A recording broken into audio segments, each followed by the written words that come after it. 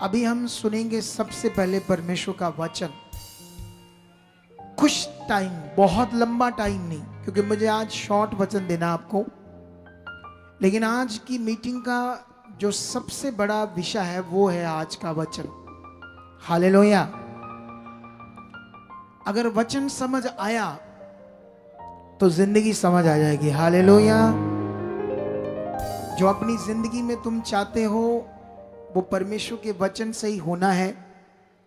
जिसको वचन समझ आया, वचन पकड़ा, सबसे पावरफुल सामर्थ्य उसी के जीवन में काम करती है। अभी तो ये शुरुआत थी। 2026 जो हमारी जिंदगियों में आने वाला है वो कुछ बड़ा होगा आपकी जिंदगी में। उस साल में चैलेंजेस तो होंगे, लेकिन जो 31 की नाइट हम धार्मिकता के साथ प्रवेश करेंगे उस साल में, वो सारे चैलेंजेस के ऊपर आप भारी पड़ोगे और जीतोगे। अगर आप चाहते हो कि ये साल जो 26 आने वाला, जैसे 25 आपके साथ बहुत अच्छा निकला, कुछ लोगों के साथ आगे पीछे भी हुई होंगी कुछ बातें, लेकिन अगर 26 में आप लोग चाहते हो मेरे लिए बेस्ट हो और परमेश्वर मेरी जिंदगी को सुरक्षित रखे और संभाल कर रखे और शांति से मुझे अपने दाहिने हाथ से संभाले और मेरे परिवार को आगे बढ़ाता जाए, तो वो मीटिंग होगी उस धार्मिकता की मीटिंग जो 31 की मीटिंग होगी। और उसमें एक मेरा दर्शन है, दर्शन मेरा नहीं, सॉरी, खुदा का, जो आपको उस रात बताना है। हालेलुया। जो बातें परमेश्वर हमें कहता है, अगर हम इसे मानते हैं तो वो हमारी बड़ी सफलता और जीत होती है। तो अभी हम नाउ स्टार्ट करेंगे परमेश्वर का वचन। आंखें बंद करो और कहो, परमेश्वर पिता, जो वचन मैं सुनने जा रहा हूं खुदाबंद, उसके लिए मेरे मन को तैयार कर चुके हो। परमेश्वर, इस पवित्र वचन को सुनने के लिए परमेश्वर जो मुझे आपने चुना, आज बैठाया है, आज तेरे जन्म को खुदाबंद जो हम सेलिब्रेट कर रहे हैं, प्रभु यीशु, मेरी जिंदगी में आप काम कर चुके हो, मेरा मन खोल चुके, बड़ी समझ दे चुके हो। जो कुछ मैं आज सुनूंगा मैं उसे निश्चय पूरा करूंगा, वफादार रहूंगा तेरे साथ। परमेश्वर, ऐसा हो चुका है यीशु के नाम से, आमीन। हालेलुया। तो अभी मैं शुरू करूंगा परमेश्वर का वचन आप लोगों के लिए, जो प्रार्थना से परमेश्वर ने मेरी जिंदगी में दिया। सबसे पहले आपको एक चीज समझनी है बाइबल के अंदर, वो है भविष्यवाणियां। बहुत तरह तरह की भविष्यवाणियां बाइबल के अंदर लिखी गई, नबियों के द्वारा या बोली गई, और बहुत सारी पूरी हो चुकी है भविष्यवाणियां, और अभी कुछ पृथ्वी के ऊपर पूरी होने वाली है। हालेलुया। जो कोई भी परमेश्वर के वचन में बात लिखी गई है, हम उन सब बातों को पृथ्वी के ऊपर पूरा होता देख रहे हैं। लेकिन जब यीशु मसीह पैदा नहीं हुआ, अगर आप यशाया नाम के एक भविष्यवक्ता को बाइबल के अंदर देखोगे, तो ये भविष्यवक्ता जो स्कॉलर्स होते हैं, हिस्टोरिकल जो स्कॉलर्स होते हैं, इनका जो इतिहास जो लिखते हैं, आपको उनके इतिहास में ये बात मिलेगी कि यीशु से 700 साल पहले ये बंदा पैदा हुआ था। हालेलुया। स्कॉलर्स की जो शिक्षा है, इतिहास है, उसमें आपको ये यशाया नाम का एक व्यक्ति जो बाद में भविष्यवक्ता बना परमेश्वर के साथ चलकर, इसने यीशु मसीह के पैदा होने से पहले ये भविष्यवाणी कर दी थी। 7 अध्याय की यशाया, ऐसे लिखा है 13 में, तब उसने कहा, हे दाऊद के घराने सुनो, क्या तुम मनुष्यों को उकता देना छोटी बात समझकर अब मेरे परमेश्वर को भी उकता दोगे? इस कारण प्रभु आप ही तुमको एक चिन्ह देगा। सुनो, एक कुंवारी गर्भवती होगी और पुत्र जनेगी और उसका नाम इमानुएल रखेगी। हालेलुया। इमानुएल मतलब परमेश्वर तुम्हारे साथ है। हालेलुया। अब इसे हमें समझना होगा कि यशाया तो एक इंसान था और कोई भी इंसान आने वाली बात को नहीं बता सकता, लेकिन इस नबी के ऊपर किसका आत्मा आया? परमेश्वर का आत्मा, पवित्र आत्मा। आज जब मैं भी कोई भविष्यवाणी करता हूं तो पवित्र आत्मा से उभारे जाकर करता हूं, जैसा वचन में लिखा है। इस दान में मैं बढ़ना चाहता हूं, भविष्यवाणियों के दान में, क्योंकि किसी भी बात में परमेश्वर के साथ बढ़ने के लिए एक मेहनत करनी पड़ती है, स्पिरिचुअल, और मैं वो कर रहा हूं। आई होप वो बहुत जल्दी, बहुत फ्लो के साथ ये दर्शन या ये वरदान परमेश्वर मुझे देगा और आपकी सेवा के लिए, आपकी उन्नति के लिए, बरकत के लिए वो मुझे यूज करेगा। हालेलुया। लेकिन यहां पर ये प्रूफ है भविष्यवाणियों का कि यीशु ने कैसे पैदा होना था, क्यों पैदा होना था, ये आज हम एक्ट के द्वारा भी सीख रहे थे। लेकिन मैं कुछ और डिटेल से कुछ बातें आपको समझाता हूं जो स्पेशल आपके लिए। सोचकर देखो, इस सृष्टि को जिसने बनाया, खुदा सर्वशक्तिमान, मर्सी गॉड, माइटी गॉड। अब तुम्हें उसको समझना होगा। ये बच्चे बैठ जाओ, कोई बात नहीं, कुछ समय के लिए सब वॉलंटियर जो भी खड़े हैं बैठ जाओ, ताकि आप लोग बैठकर जब तुम्हें लगे कोई इधर उधर काम तो खड़े हो जाना, लेकिन तब तक आप भी बैठ जाओ, ठीक है, आराम से। और पीछे तक भी सारे आराम से बैठ जाओ। एक माइटी गॉड, एक सर्वशक्तिमान परमेश्वर, एक स्वर्ग में विराजमान, विराजने वाला परमेश्वर। जैसे इस दुनिया में कोई बहुत रिच, जैसे कोई खरबों का मालिक, जैसे अंबानी के जो घर है, मैंने पिछले दिनों में पता नहीं सुना था कि 150, 200 के पता नहीं 250 उसके घर में नौकरी है। कितने शेफ हैं जो उसका खाना बनाते हैं, कितने डस्टिंग करते हैं, अलग अलग काम करने वाले हैं, ड्राइवर हैं। सोचो जिस बंदे के पास 150-200 नौकर उसके घर में काम करते, वो घर कैसा होगा, कैसा आलीशान बंदा होगा। हम जानते हैं वो हजारों करोड़ कमाता है। क्या ऐसा व्यक्ति किसी गरीब के लिए, अपाहिज के लिए, कंगाल के लिए कुछ ऐसा कर सकता है? जैसे मान लो वो बीमार है, वो बेड पर पोटी कर रहा है, उसके मुंह से लालें टपक रही है, क्या ऐसा व्यक्ति कोई उसको जाकर साफ कर सकता है कभी? बोलो, ये तो बड़ी दूर की बात है, आम बंदा भी नहीं ऐसे कर सकता। बोलो, रिच की तो बड़ी दूर की बात है, वो तो मैं एक एग्जाम्पल के लिए तुम्हें समझा रहा था। लेकिन यहां विषय है, एक आम बंदा भी ऐसे बंदे के लिए ऐसा करना पॉसिबल नहीं है, मुश्किल है इंसान के लिए। लाखों में कोई एक हो सकता है अच्छे दिल वाला इस दुनिया में, जैसे किसी ने, जिसको परमेश्वर ने छुआ होगा। लेकिन एक खुदा कैसे स्वर्ग का, दुनिया का मालिक स्वर्ग को छोड़कर पृथ्वी पर पैदा होता है, और उसका जो पैदा होना है वो बड़ा अद्भुत है, डिफरेंट है। आप जानते हो यीशु मसीह बैतलहम में पैदा हुआ। कहां पर पैदा हुआ? हालेलुया। ये इज़राइल का एक नगर है और इज़राइल का एक पावरफुल सिटी है, उसका नाम है यरूशलेम। अब सोचने वाली बात है, यीशु मसीह बैतलहम में इसलिए पैदा हुआ क्योंकि वो गांव साइड एरिया था। एजुकेटेड लोग नहीं थे, सामर्थी लोग नहीं थे, आम लोग थे, और वहां पर खेती करते थे, इसलिए उसको बोलते थे हाउस ऑफ ब्रेड। उस एरिया को, बैतलहम का दूसरा नाम क्या था? House of bread. इसका मतलब क्या होता है? रोटी का घर। कितनों को बात समझ आती है?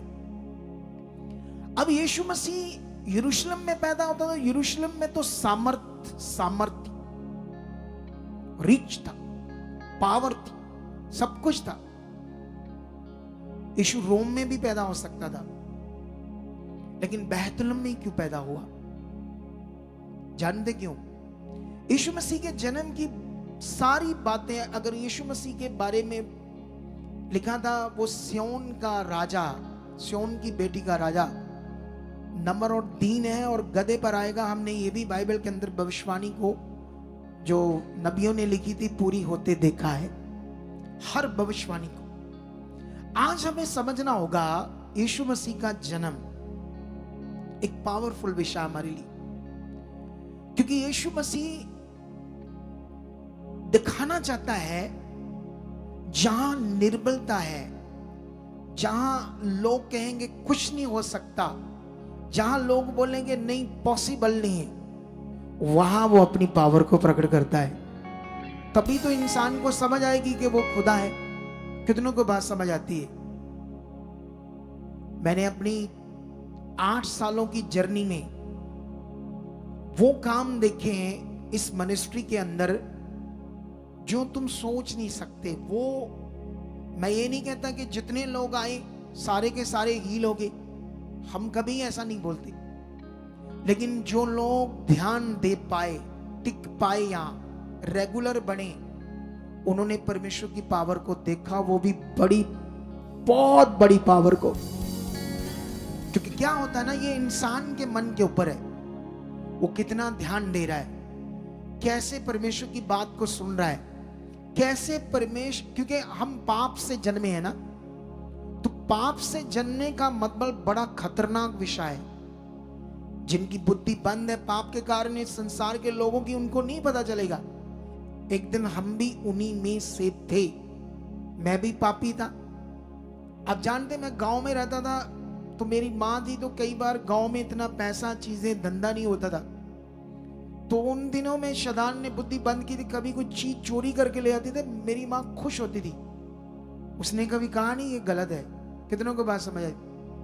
क्योंकि उस समय यीशु मसीह का इतना प्रचार नहीं था। अभी तो बहुत प्रचार है। अभी देखो बड़े बड़े लोग, बड़ी बड़ी दुनिया, बड़े बड़े नेता देश का पैसा चोरी कर रहे, बड़े बड़े अफसर रिश्वत ले रहे, करप्शन देश में बहुत ज्यादा। क्यों?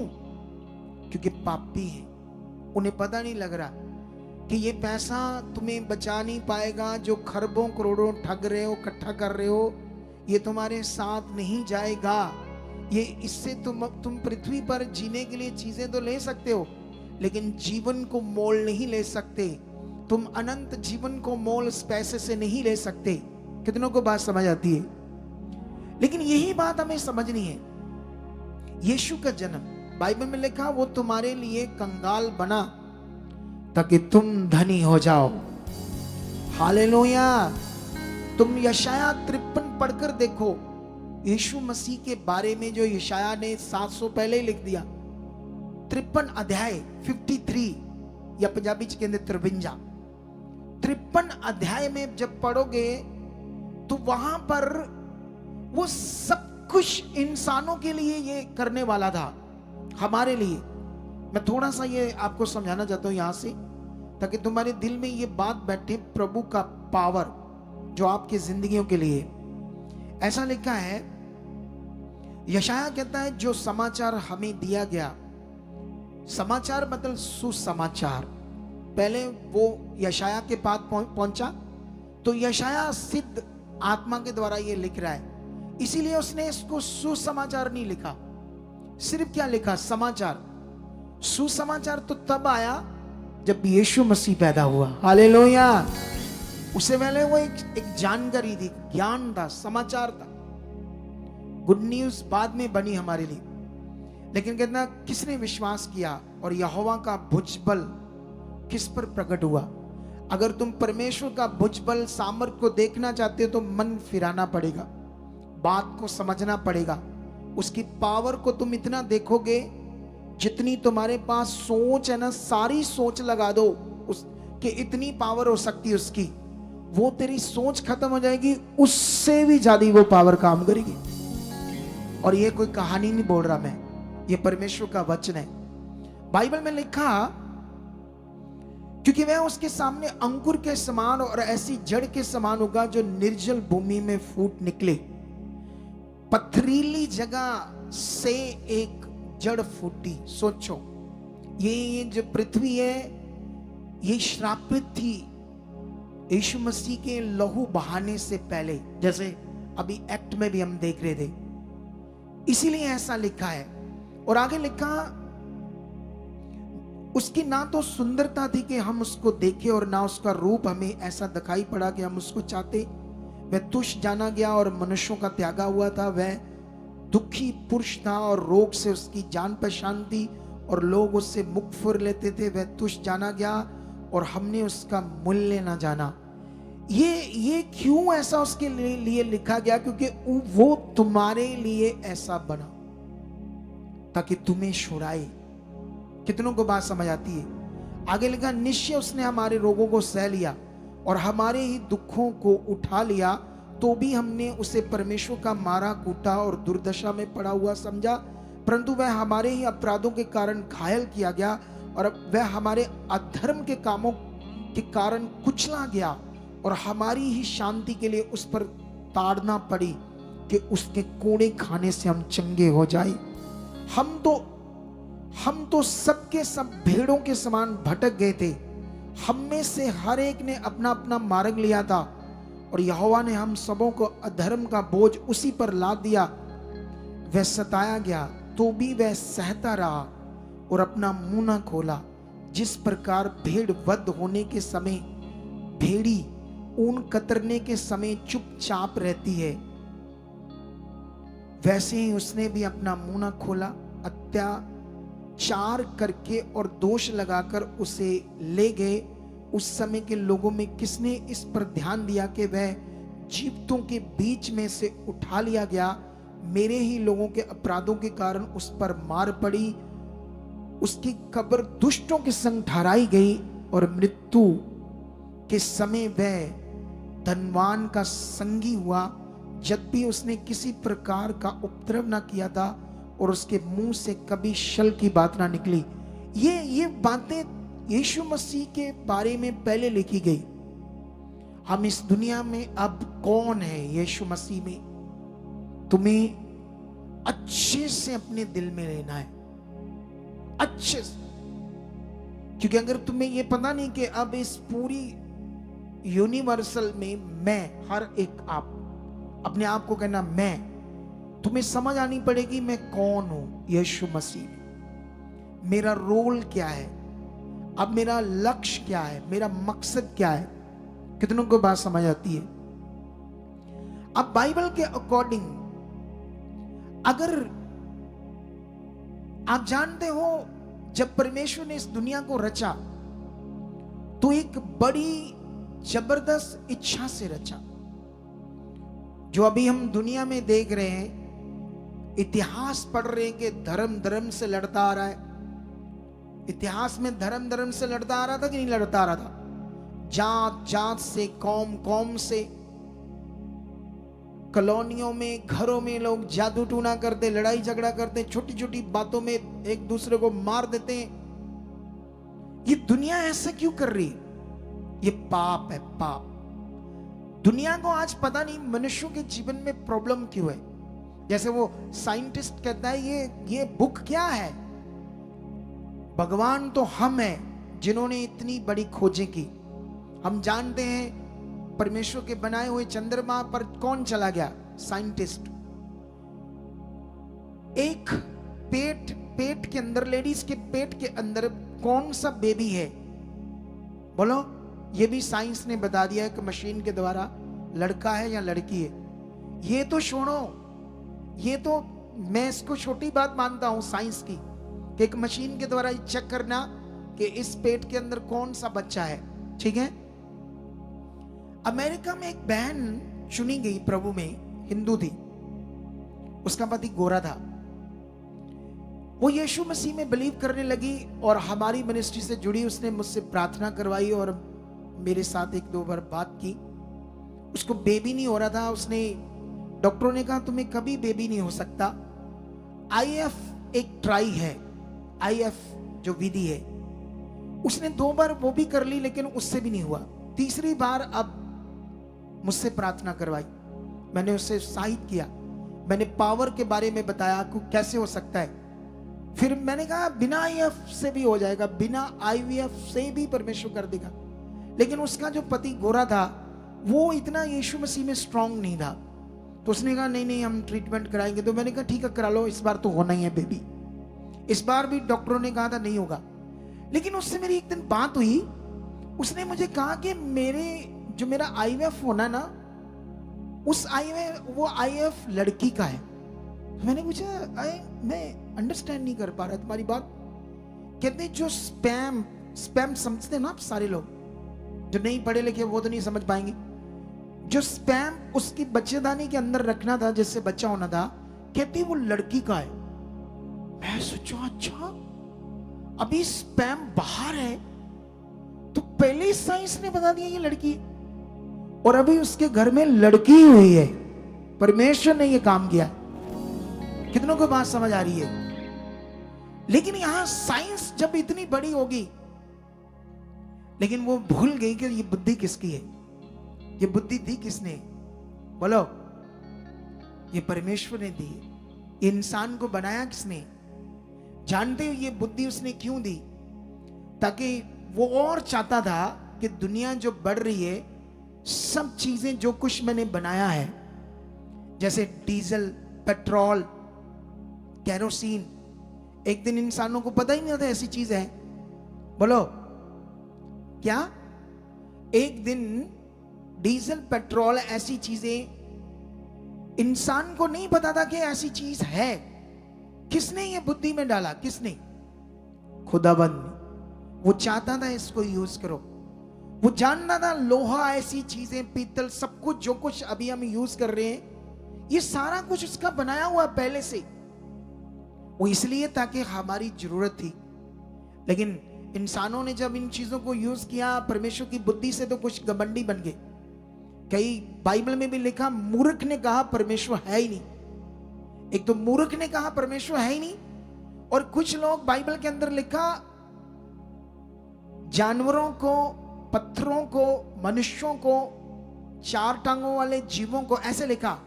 उन इंसानों ने क्या किया? परमेश्वर के समान उसे परमेश्वर बना दिया, ऐसा भी लिखा है। लेकिन आज हमें समझना है और अच्छे से यीशु का जन्म। लेकिन अभी जो सबसे पावरफुल बात मैं आज आपको समझा रहा हूं, जो यीशु का जन्म है, क्योंकि यीशु का जन्म है पाप खतरनाक विषय है।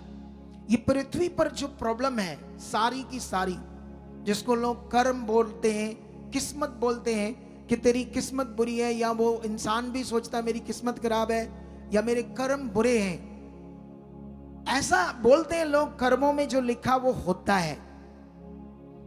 तो फिर उसको ठीक करवाने के लिए बाबाओं के पास क्या जाते हो? जिसने दुनिया रची है उसने अगर लिख दिया तुम्हारी टांगे टूटना, तुम्हारा मरना, गरीब रहना, परेशान रहना, दुखी रहना, बीमारियों में रहना, तो बाबाओं के पास जाकर ये उपचार करवाते हो लोग। पंडितों के पास जाते हैं, टेवे बनाते हैं, कई चीजें करते हैं कि मेरी जिंदगी ठीक हो जाए, क्योंकि दिमाग चक्रव्यूह में है। चक्रव्यूह में कुछ समझ नहीं आता, सही क्या है, राइट क्या है, रोशनी क्या है, अंधकार क्या है, इस दुनिया का मालिक कौन है, वो क्या कर सकता है। कभी इस पर ध्यान नहीं दिया। जैसे साइंस ने अपना सारा टाइम उसकी बनाई हुई चीजों की खोज में लगा दिया, लेकिन बाइबल में परमेश्वर ने क्या कहा? उसने कहा तुम सबसे पहले उसके राज्य और उसकी धार्मिकता की खोज करोगे तो ये सारी चीजें तुम्हें मिल जाएगी। परमेश्वर के वचन में हमारे लिए लिखा कि हमने किसकी खोज करनी है। अब हम जो आत्मिक हैं, जिनका जीवन अब बचाया गया है, उनके लिए लिखा गया है कि हमने अब जो खोज करनी है वो परमेश्वर की करनी है, उसके राज की करनी है। साइंटिस्ट चीजों की कर रहे, ठीक है, अच्छा है, लेकिन बहुत सारे साइंटिस्ट परमेश्वर पर बिलीव करते हैं। लेकिन याद रखो, आज यीशु का जन्म एक पापी व्यक्ति, जिसके लिए कोई भी मनुष्य कुछ भी कर ले इस दुनिया में, दुनिया कर भी रही है, लेकिन उनके अंदर पाप खत्म नहीं हो सकता कभी भी। बोलो, मनुष्य रोज पाप करता है, चाहे धार्मिकता करे, कुछ भी करे, रोज पाप करता है। आंखों से, एक दूसरे को देखकर, औरतें बंदों को देखकर मन में कई तरह के विचार लाती है, गलत मलत व्यभिचार के, और बंदे औरतों को देखकर जलते हैं अंदर, उन्हें बोलते कामातुर, जलना अंदर। इस पाप से कोई नहीं छूट सकता। और जो बाइबल में यशाया ने लिखा, तेरे धर्म के काम मैले चिथड़े के बराबर, क्योंकि तुम उसे स्वार्थ से करते हो। कैसे करते हो? इस दुनिया में कोई भी, जैसे कोई अमीर व्यक्ति है, उसके पास कितने मजदूर हैं जिनसे वो इतना अमीर हुआ है, लेकिन वो उन्हें छोड़कर बाहर जो बैठे हैं रोड के ऊपर, कभी कभी उन्हें कंबल बांटते हैं, खाना बांटते हैं, कपड़े बांटते हैं, पैसे देते हैं उन्हें। क्यों? ताकि मेरे जो बुरे काम है वो धुल जाएं। नहीं धुलेंगे, बोलो, ऐसे नहीं धुलेंगे, क्योंकि वो तो स्वार्थ से कर रहे हैं। हम किससे कर रहे हैं? स्वार्थ से। लेकिन बाद में तो फिर वहां पाप ही करना है, गलती करनी है। बड़ी बड़ी फैक्ट्रीज के अंदर क्या हो रहा है? आज शुगर जो बनती है, चीनी, अब देखो इसको जहर माना गया है। ये जो जूस पीते हो आप, वो क्या कहते हैं इसको, रियल, जो ये पैक्ट्स में हम चीजें खाते हैं, ये यहां अगर इसको चेक करो तो ये खाने के लायक नहीं। इनमें इतना पेस्टिसाइड, इतने जहरीले, तुम सोच ही नहीं सकते। ऐसा हो क्यों रहा है? लालच। शुद्ध बनाने में पैसा लगेगा ज्यादा, लेकिन थोड़े से मोटी कमाई करनी है, पैसा चाहिए, और ये जो पैसा है मनुष्य को बचा नहीं पाएगा। इससे पृथ्वी पर चीजें खरीद लोगे, कारें, जहाज, बंगला, कोठियां, सोना चांदी, गहने, हीरे मोती, लेकिन जीवन नहीं ले सकता कोई इससे, याद रखना। बोलो। और यही बात इस दुनिया का मालिक जानता था, खुदा जिसने हमें बनाया है, और वो एक मर्सी गॉड है, उसके अंदर एक दया है मनुष्यों के लिए। और जब बाइबल ये प्रूफ करती है कि जब पृथ्वी पर पाप नहीं आया था, पाप नहीं हुआ था, तो उनके लिए मौत भी नहीं थी। बाइबल ये प्रूफ करती है, मनुष्य के लिए मौत नहीं थी जब परमेश्वर ने बनाया। मैं तुम्हें एक बात पढ़ाता हूं बाइबल से, जल्दी जल्दी, टाइम कम होने की वजह से, क्योंकि हमें 5-7 मिनट में अपने काम को कंप्लीट करना है। ये देखो 5 अध्याय में जब पाप हो जाता है तो उसके बाद वो लोग कितना कितना जी गए, सोच कर देखो। शुरू में 5:4 में लिखा, शेत के जन्म के पश्चात आदम 800 वर्ष जीवित रहा, और उसके और भी बेटे बेटियां उत्पन्न हुई। इस प्रकार आदमी की कुल आयु, आदम की कुल आयु 930 वर्ष की हुई, तब पश्चात वह मर गया। एक 18 में लिखा, 18 आयत में, जब जरेद 162 वर्ष का हुआ तब उससे हनोक का जन्म हुआ। हनोक के जन्म के पश्चात जरेद 800 वर्ष जीवित रहा, और उसके और भी बेटे बेटियां उत्पन्न हुई। इस प्रकार यरेद की कुल आयु 962 वर्ष की हुई, तब पश्चात वह मर गया। सोचो, सोच कर देखो, तब भी इतना जी पाए। क्यों? क्योंकि अभी पृथ्वी पर जो पाप बढ़ना था, उससे मौत भी खत्म होनी थी, मनुष्य की जिंदगी खत्म होनी थी।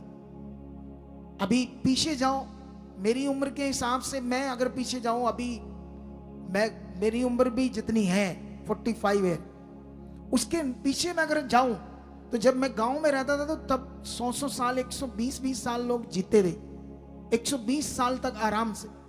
तब हम देखते थे, वहां कहते थे इसकी 120 साल है, जब मैं बचपन में था। आज जो बुजुर्ग हो रहे हैं वो 60-70 ही रह गए।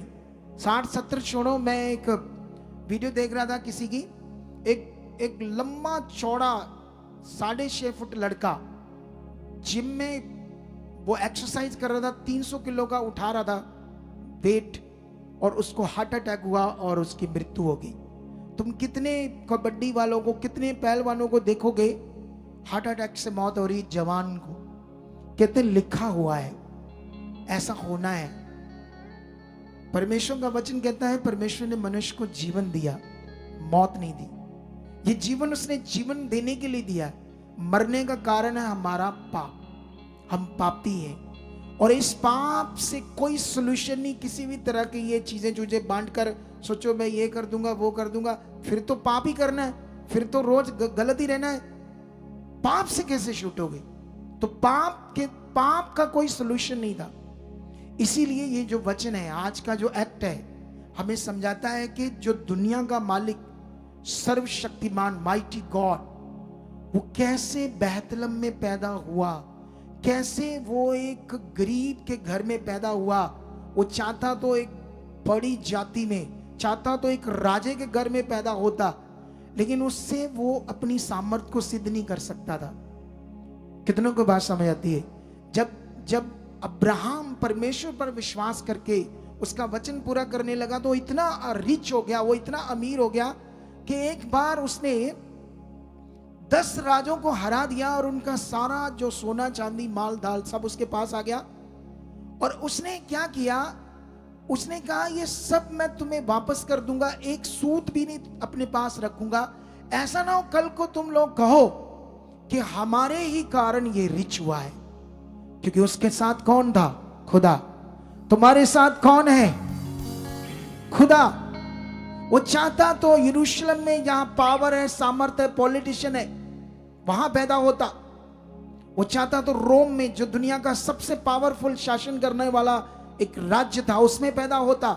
लेकिन वो छोटे से एक बेहतलम में पैदा हुआ जहां आम लोग थे, खेती थी, और उस बेहतलम को कहते हैं हाउस ऑफ गॉड, रोटी का घर। इसका मतलब वो यीशु तुम्हारे लिए एक रोटी का घर है। वो बाइबल में लिखा निर्बलों को बलवान बनाने आया, कमजोरों का बल बनने आया। वो कहता है तुम कमजोर हो, डाउन हो, मुझसे सामर्थ लो, मैं तुम्हें सामर्थी बनाऊंगा। कितनों को बात समझ आती है? क्या तुम्हें सामर्थी बनना है या नहीं बनना है? तो फिर इसके लिए क्या करना होगा? जिसके लिए यीशु मसीह पृथ्वी पर पैदा हुआ, उस विषय को अपनी जिंदगी में पूरा करना होगा। और बाइबल के अंदर एक ऐसा ये स्पिरिचुअली सिस्टम को, एक ऐसे लॉ को, इस ऐसी मर्सी को परमेश्वर ने पूरा किया है, जिसे हम बाइबल में एक वचन के द्वारा जल्दी जल्दी से समझेंगे, ताकि इस बात को हम समझकर अपने जीवन में समझ पाएं कि परमेश्वर की पावर क्या है। अफिसियों का एक वचन जाएंगे, अफिसियों की 2:1 में पढ़ेंगे, 4-5 आयतें पढ़ेंगे। उसने तुम्हें भी जलाया जो अपने अपराधों और पापों के कारण मरे हुए थे, जिनमें पहले तुम संसार में शैतान के अधिकार में जीते थे। 3 में लिखा इनमें हम भी सबके सम पहले अपने शरीर की लालसाओं में दिन बताते थे और शरीर और मन की इच्छाएं पूरी करते थे, और अन्य लोगों के समान स्वभाव ही से क्रोध की संतान थे। परंतु परमेश्वर ने जो दया का धनी है और अपने उस बड़े प्रेम के कारण जिससे उसने हमसे प्रेम किया, जब हम अपराधों के कारण मरे हुए थे तो हमें मसीह के साथ जलाया, जिंदा किया। अनुग्रह ही से तुम्हारा उद्धार हुआ और यीशु मसीह में उसके साथ उठाया और स्वर्गीय स्थानों में उसके साथ बैठाया, कि वह अपनी उस कृपा से जो यीशु मसीह में है हम पर आने वाले समयों में और अपने अनुग्रह का असीम धन दिखाए। अब ये जो वचन है ये बहुत बड़ा वचन है। हालेलुया। इसका एक्सप्लेन मैं 31 को और करूंगा अकॉर्डिंग टू टाइम। आज ये एलईडी जो लगाते हैं इन्होंने हमारा पौना घंटा खराब कर दिया, तो इससे हमारा स्केड्यूल आगे पीछे कर दिया इन लोगों ने। लेकिन अभी ध्यान दो आप लोग, क्या करना है। यहां पर लिखा है जो सिस्टम परमेश्वर ने एक अनुग्रह का सिस्टम दिया इस दुनिया के ऊपर, एक ऐसे लॉ को दिया जिससे मनुष्य पाप से छूटकर क्या ठहरेगा? धर्मी। और इसके लिए हमने कुछ नहीं किया, खुदा ने किया। जैसे ऑक्सीजन किसने हमें बनाकर दी? खुदा ने। ये सूरज किसने बनाकर दिया? वैसे ही आंख का गोला है, एक वस्तु, लेकिन कई लोग इसे भगवान भी समझते हैं, लेकिन ये नहीं है, ये एक सूरज है, एक वस्तु है। कितनों को बात समझ आती है? बाइबल में लिखा, बाइबल के अंदर ऐसी चीजों को, गणों को, आकाश के गणों को जो पूजा करते थे, उनको परमेश्वर ने कहा ये नाश हो जाएंगे, क्योंकि उसकी बनाई हुई चीजों की नहीं पूजा करनी। जिसने इन्हें बनाया है उसकी पूजा करनी है। कितनों को बात समझ आती है? लेकिन यहां पर बाइबल में लिखा हम तो पापी थे, मरे हुए थे। यीशु ने अब हमारी मौत को, पहले मनुष्य के लिए मौत नहीं था, ना शरीर की ना आत्मा की, लेकिन जब पाप हुआ तो शरीर में भी मौत आई और आत्मा में भी, दोनों में आई। दुनिया तो सोचती है ना, शायद जब तक क्या कहते हैं लोग, कुछ ना कुछ सोचते हैं ना, ऐसा करके मैं तो स्वर्ग में चला जाऊंगा, या ऐसा करके वो फोटो के ऊपर लिख देते ना स्वर्गीय।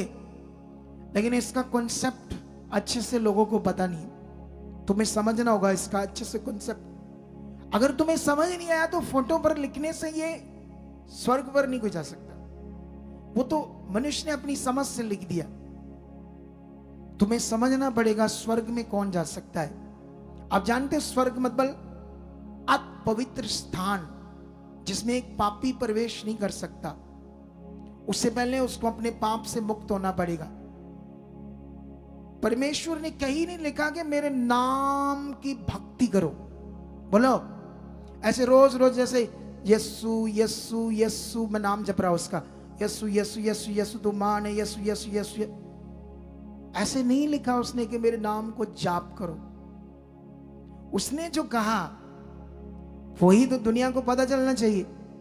अगर पता नहीं चला तो फिर भला कैसे होगा? फिर तो वो बड़ा स्वार्थी है परमेश्वर के, अपना जबरदस्ती हमसे अपना नाम जपवाता है कमजोरों मनुष्यों से। वो हमसे प्यार करता है। हालेलुया। क्या करता हमसे? यही तो दीवानगी दुनिया को समझ आ रही है। और लोग कहते धर्म बदलते हैं पैसे देकर, ये करके वो करके, 25 लाख देकर। इधर दूसरे स्टेट नहीं जो हमारे इंडिया के, वहां तो लगाते हैं चावल का बोरा देकर, आटे का बोरा देकर इनका धर्म बदल देते हैं। इतना कोई नीच होता है कि अपना धर्म बदलेगा? कोई नहीं बदलता। मैं कहता हूं रिक्शे वाले को जाकर बात करो यीशु की, तो कहता बिछड़ मेरा अपना भगवान है।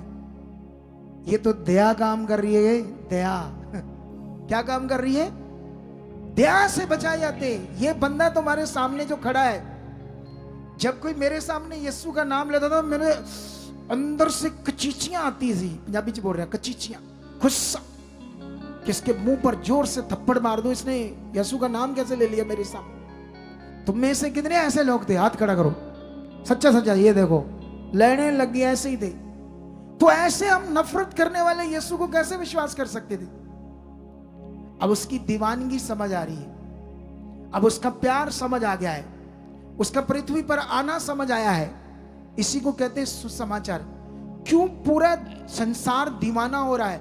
क्यों चाइना में यीशु के ऊपर ऐसा कानून बनाया है कि वहां एक बाइबल सामने पकड़ लोगे तो चौक में खड़े करके गोली मार देंगे, लेकिन वो भी सरकार रोक नहीं पा रही चाइनीज को यीशु की दीवानगी में बढ़ते हुए। हालेलुया। कोई नहीं रोक सकता। ये परमेश्वर का राज्य है। तुम्हें बढ़ना होगा, तुम्हें दलेरी में आना होगा और आत्मा से भरना होगा, क्योंकि यीशु मसीह ने जो तुम्हारे लिए किया है वो अद्भुत है। तुम्हें अनंत मौत से उसने छुड़ाने के लिए वो काम किया है। तुम्हें उसने कहा मैं तुम्हारे लिए कंगाल बना। वो स्वर्गों का परमेश्वर सोचो क्या बना तुम्हारे लिए, एक सिंपल सा मनुष्य। लेकिन वो मम्मी डैडी से इसलिए नहीं जन्मा क्योंकि अगर उससे जन्म होता तो पापी होता वो भी हमारी तरह, क्योंकि मम्मी डैडी का जन्म पापी है, इसीलिए कवारी से। इस पर लोग बड़ी बातें करते हैं कि कैसे हो सकता है उसका जन्म बिना मम्मी डैडी से। साइकोलॉजिकली लॉजिक ढूंढते हैं, क्योंकि वो सोचते हैं ये सिस्टम बायोलॉजिकली है, लेकिन उन्हें पता नहीं ये खुदा है। कौन है? सर्वशक्तिमान। मैंने एक बार इस पर एक वीडियो बनाई थी जिसमें हमने 5 तरह के जानवर, 5 तरह के जीवों के बारे बताया था। बिना मेल किए हुए वो बच्चा पैदा कर देते हैं। बिना मेल, नर मादा आपस में बिना मेल किए हुए क्या कर देते हैं? 5 तरह के जानवर। अब मेरे पास टाइम नहीं है कि उनकी मैं वीडियो दिखाऊं। 5 तरह के जानवर मैंने बताए थे। एक भाई को बताने के लिए जिसने यीशु के ऊपर उंगली उठाई थी। अगर परमेश्वर ऐसे जीवों को बना सकता है जो बिना नर और मादा आपस में मेल किए हुए बच्चा पैदा कर सकते हैं, तो ये खुदा की एक ताकत थी कि यीशु का जो जन्म था वो पवित्र हो, क्योंकि वो खुद पवित्र परमेश्वर है, इसीलिए वो कुंवारी से पैदा हुआ।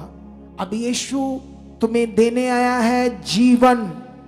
कितनों को बात समझ आती? तुम्हारी कोई बुरी किस्मत नहीं, बुरे कर्म नहीं है। सब कुछ तुम्हारी जिंदगी में जो प्रॉब्लम है वो है तुम्हारे ब्लड में वायरस, इसे बोलते हैं सिन वायरस।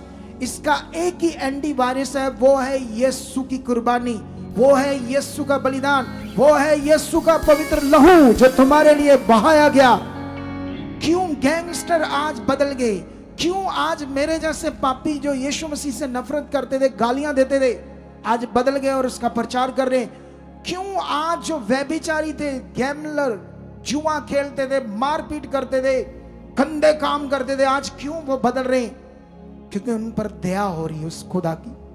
वो बदल गए, वो चुने गए। तुम चुने गए हो, तुम बुलाए गए हो।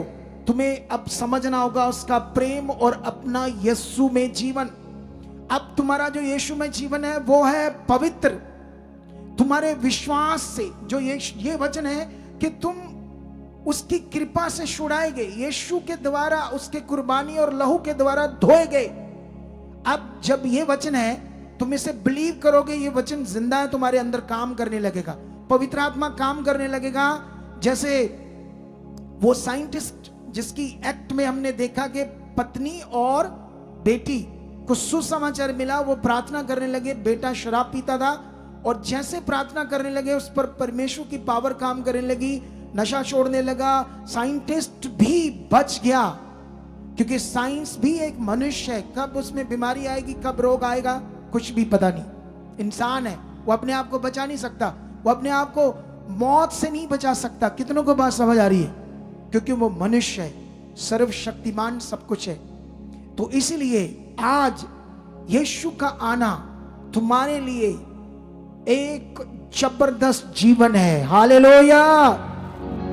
एक ज्योति का जीवन, एक रोशनी का जीवन, जिसमें ना पाप हो, डर हो, ना गंदे विचार हो, ना सोचे हो, ना कमजोरी हो, ना दुर्बलता हो। ऐसा जीवन यीशु मसीह में है। तुम्हारी धार्मिकता से, तुम्हारे फेथ से, तुम्हारे प्रैक्टिकल से, उसकी आज्ञाओं में रहकर जब तुम अपने जीवन को जियोगे तो तुम्हारे जीवन में उसी तरह जैसे आज मेरे अंदर सामर्थ काम करती है परमेश्वर की, वही सामर्थ अब तुम्हारे अंदर काम करेगी। क्योंकि यीशु में अब तुम कौन हो? उसकी संतान, एक तेजस्वी, जिसे लिखा गया है बाइबल के अंदर रोशनी। और ये रोशनी अब दूसरे मनुष्यों के जीवन में होने चाहिए जो तुम्हारे ही बहन भाई है। अब जैसे तुम सुन रहे हो, जैसे तुम्हारा जीवन बचाया गया, जैसे ये सैकड़ों लोग अपनी गवाहियां देने के लिए बैठे हैं, लेकिन हमारे पास टाइम नहीं है कि हम इतनी गवाहियां दे पाए। लेकिन कुछ करते हैं, कुछ बताते हैं आपको, ताकि इनसे कुछ तुम्हारा विश्वास बढ़े।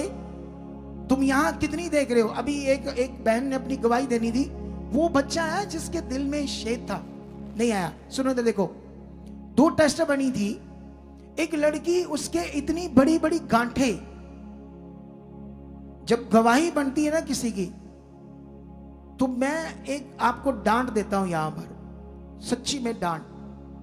तुम जब इतना बड़ा काम लेते हो परमेश्वर से और सच्चे दिल से उसकी गवाही नहीं देते उसके घर में लोगों के सामने, तो तुम फिर खुश नहीं करते हो उसकी दया करने वाले को। कितनों को बात समझ आती है? उसे खुश करना है। अगर तुम नहीं देते तो दुष्ट को खुश करते हो, शैतान को, फिर हालात आएंगे। यहां पर आज 2 गवाहियां देने वाले थे ये लोग। एक लड़की चंडीगढ़ थे, उसके यहां पर गांठें बनी थी, अंदर जख्म बने थे, हो सकता कैंसर का डाउट था। तुम सीन देखना, ऐसे लटकी हुई थी, लाइव में देखना। जब मैं प्रार्थना करवाने आई थी वो सीन दिखाता तुम्हें, लाइव में दिखाएंगे ये 31 को आपको वो गवाही। जब प्रार्थना होती है वो गांठें गायब भी हो जाती है यीशु मसीह के नाम। एक और गवाही बताएंगे, अपनी रिपोर्ट्स लेकर आए, उसमें उनका छोटा सा बच्चा था, उसके दिल में शेद था और बड़ी मुश्किल थी उसको। हमने प्रार्थना की अब टेस्ट हुए, नॉर्मल हो गया उसका हार्ट। कौन कर सकता ये? इसलिए आसमान दुनिया रची, वो ये पावर से काम करने के लिए पृथ्वी पर आया था। तुम्हें इन बीमारियों से, लाचारियों से, दुर्बलताओं से, इस गंदे जीवन से, बुरे जीवन से, कुचले हुए जीवन से ही छुड़ाने के लिए आया था।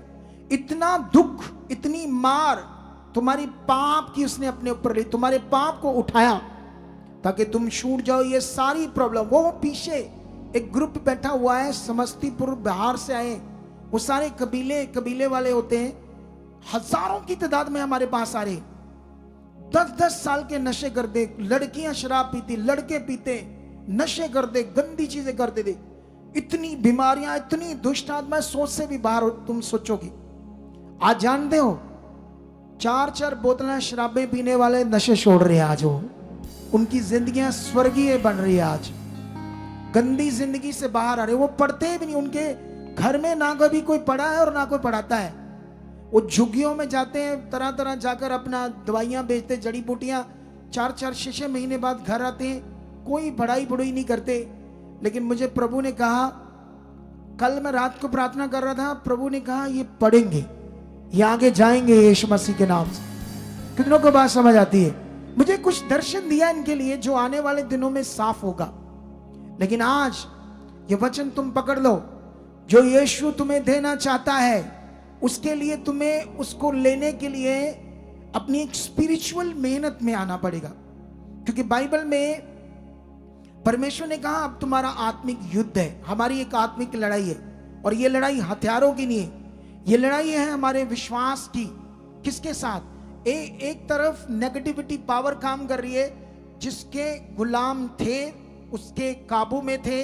अब जब तुम विश्वास करने लगे तो एक युद्ध होगा कुछ समय के लिए, तुम्हें डाइवर्ट करने के लिए, आगे पीछे करने के लिए वो नेगेटिविटी काम करेगी। लेकिन इस युद्ध को तुम जीत पाओगे अगर बने रहे और गवाही के साथ खड़े होंगे। और इसी युद्ध को हमने लड़ना है संसार में खुदावंद के किंगडम के लिए। उन्हें जो मर रहे हैं, जो नाश हो रहे हैं, जिनका रूह इस दुनिया में नष्ट होना है, जिनका आत्मा नष्ट होना है पाप के कारण, उनको बचाना है। कितनों को बात समझ आ रही है? Are you ready? इस काम के लिए रेडी हो आप सब लोग? तो यही उसकी धार्मिकता है। कोई अलग से उसकी धार्मिकता नहीं है कि तुम ऐसे कोई शब्द परमेश्वर का नाम लेकर रात दिन उसको धन्यवाद करते रहो, ये बिल्कुल भी नहीं है। हम हर बात में करते धन्यवाद। उसने खाना दिया, जीवन दिया, धन्यवाद, वो परमेश्वर हमारे साथ है। लेकिन हम उसके साथ चलते, उसकी धार्मिकता को करते हैं। अभी ये टाइम नहीं है, मैं 31 को इस पर बड़ी बात करूंगा धार्मिकता के ऊपर और उसके साथ चलने के लिए। तो आप यीशु मसीह में तुम्हारा जीवन जो है वो ऐसे लिखा है, अंताकिया में सबसे पहले चले मसीह अखवाए। हालेलुया! क्या अखवाए? मसीह। अब तुम भी यीशु मसीह में कौन हो? मसीह का मतलब परमेश्वर के बेटे बेटियां, प्योर खालिस, जो इसकी इच्छा पूरी करती है, जिनमें परमेश्वर की सामर्थ वास करती है, जिनमें परमेश्वर का जीवन वास करता है, जिनमें परमेश्वर का आत्मा वास करता है, तुम वो हो। और अब तुम्हें यह समझना होगा, इसके लिए एक प्रैक्टिकल है, तुम्हें यह करना होगा परमेश्वर के साथ। जितना ये प्रैक्टिकल करते जाओगे, इस जीवन को, इस पावर को अपनी जिंदगी में देखोगे। कितनों को बात समझ आई? ये वचन पूरा हुआ, यीशु के जन्म का मीनिंग आपकी जिंदगी में पूरा हुआ। अगर मैं आगे जाऊंगा तो हम बड़ा लेट हो जाएंगे, लेकिन याद रखो आज का वचन दोबारा सुनना है। और 31 की जो नाइट है उसको हमने परमेश्वर की संगति में, उसके साथ धार्मिकता में नए साल में प्रवेश करना है। हमने टीवी, फिल्में, ड्रामे, नशे, पार्टीज नहीं करनी। हम संसार से अलग किए हुए लोग हैं। और अब मैं आपको बताना चाहता हूं, उसमें वो मीटिंग 5 बजे स्टार्ट हो जाएगी शाम को, ठीक है? तो रेडी रहना, अपनी जगह को सुनिश्चित करना, जल्दी आकर। हर तरह का प्रबंध होगा, खाना पीना, हर चीज, हीटर, हर चीज। रात को वैसे तो ठंड लगेगी नहीं, खुदा हमारे साथ है, शेड के नीचे है, लेकिन ये सब चीजों का इंतजाम होगा। Don't worry. हम परमेश्वर की धार्मिकता करते उसकी महिमा करते, उसके वर्शिप करते हुए, उसके वचन को सुनते मानते, उसकी महिमा को देखते हुए 26 में प्रवेश करेंगे। और उस दिन मैं तुम्हारे लिए एक दर्शन बताऊंगा स्पेशल, जो नए साल के लिए होगा। तो आपने मिस नहीं करना 31 की नाइट को। अगर दूर से आए लोग जाना चाहते हैं, वापस कैसे आना, खुद इंतजाम करना, कैसे करना, ये सब सोच लेना। लेकिन बड़ा कुछ होने वाला है आज भी आपकी जिंदगी में। तो हाथों को उठाओ और कहो, परमेश्वर पिता, जो वचन मैंने सुना मेरी जिंदगी में पूरा हो चुका है। मेरी जिंदगी में आज का वचन एक बड़ी बरकत बन चुका है। मैं ज्योति हूं, मैं मसीह हूं, खालस प्योर। मैं आज से बिलीव करता हूं परमेश्वर, मैं ये खुशखबरी सुनाऊंगा, तेरे लिए जीऊंगा। जो मर रहे पाप में, बीमारियों में, दुखों में, उन्हें गुड न्यूज देगा और तेरा वचन पूरा करूंगा, जिसके लिए मुझे आपने मसीह बनाया है और स्वर्ग के लिए तैयार किया है। ऐसा मेरी जिंदगी में हो चुका है यीशु के नाम से। आमीन।